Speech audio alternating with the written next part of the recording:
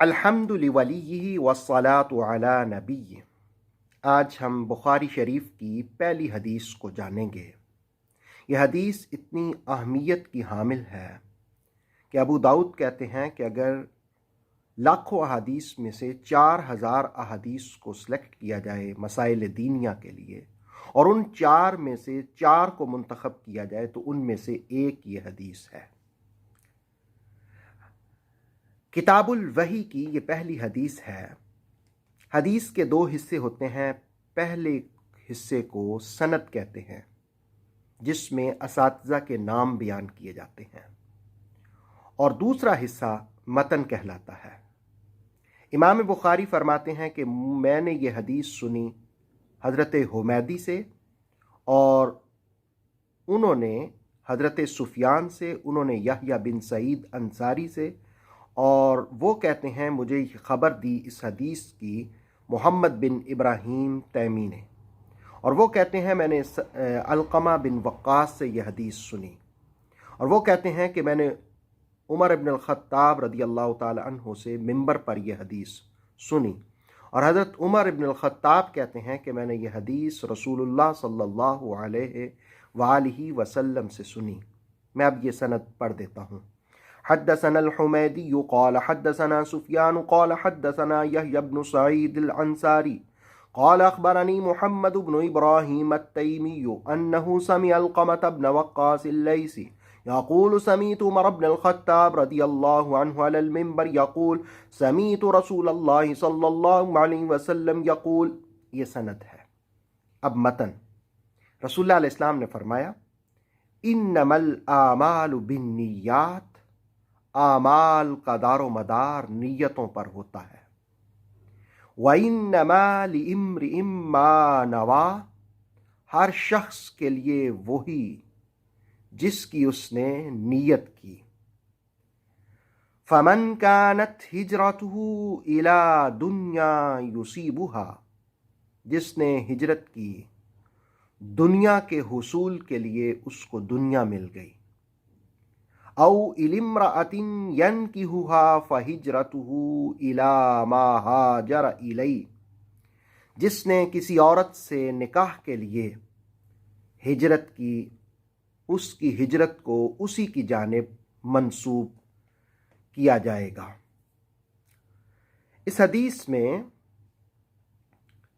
پہلی بات کہ اعمال میں حسن نیت کی اہمیت کو بیان کیا گیا۔ اللہ رب العالمین نے بھی قرآن حکیم میں مختلف مقامات پر مخلص ہونے کا، حسن نیت کا درس دیا۔ سورہ اعراف کے یہ کلمات فَادْعُوهُ مُخْلِصِينَ لَهُ الدِّينَ، اور سورہ زمر کے یہ الفاظ فَاعْبُدِ اللَّهَ مُخْلِصًا لَهُ الدِّينَ، ان کے مفاہیم یہ ہیں کہ اللہ کو پکارو مخلص ہو کر، اللہ کی بندگی کرو خالص ہو کر۔ گویا خالص ہونا، مخلص ہونا، یہ کامیابی اور کامرانی کی علامت ہے۔ اور پھر فرمایا کہ ہر شخص کے لیے وہی ہے، وَإِنَّمَا لِإِمْرٍ مَّا نَوَىٰ، جس کی وہ نیت کرتا ہے۔ ہر شخص کے لیے وہی جس کی اس نے نیت کی۔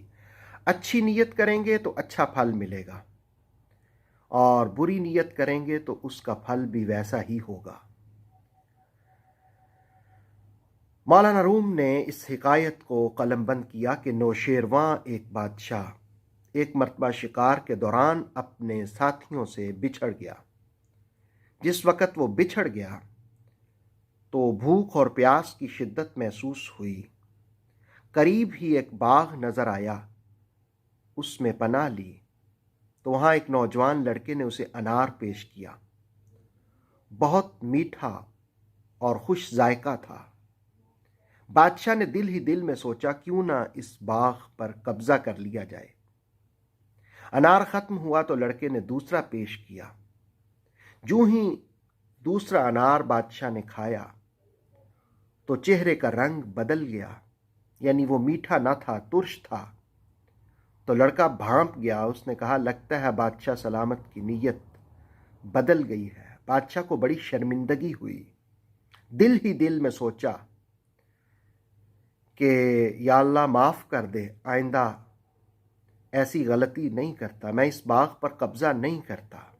تیسرا انار پیش ہوا تو میٹھا تھا، یعنی حسن نیت کے ساتھ پھل بھی میٹھا ہوتا ہے۔ اور پھر دوسری چیز جو اس حدیث میں بیان کی کہ جس نے دنیا کے لیے ہجرت کی، اس کی ہجرت کو دنیا کی طرف منسوب کیا جائے گا۔ ہجرت کا معنی ہوتا ہے کسی چیز کو ترک کر دینا، چھوڑ دینا۔ ایک وطن کو چھوڑ کر دوسرے میں شفٹ ہو جانا، یہ بھی ہجرت کہلاتی ہے۔ اور گناہوں سے، اللہ کی نافرمانیوں سے رک جانا، یہ بھی ہجرت کہلاتی ہے۔ رسول اللہ علیہ الصلوۃ والسلام کی ایک حدیث کے الفاظ یوں بھی ہیں: المہاجر من ہاجر ما نہی اللہ عنہ۔ مہاجر تو وہی ہے، ہجرت کرنے والا تو وہی ہے جو اس سے باز آئے جس سے اللہ نے منع فرمایا ہے۔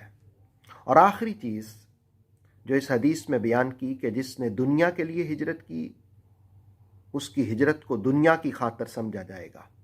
اور جس نے کسی عورت سے شادی کے لیے ہجرت کی، دراصل کیلا نامی ایک عورت تھی، تو قیس اس سے نکاح کرنا چاہتا تھا، تو اس نے کہا کہ تم مکہ سے مدینہ آ جاؤ، تو وہ مدینہ آ گیا، نکاح کر لیا۔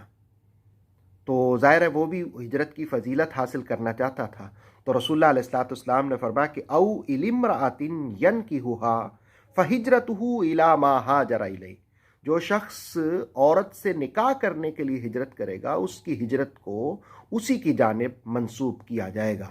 اللہ رب العالمین کی بارگاہ میں دعا ہے کہ اللہ تعالی ہمیں حسن نیت نصیب فرمائے،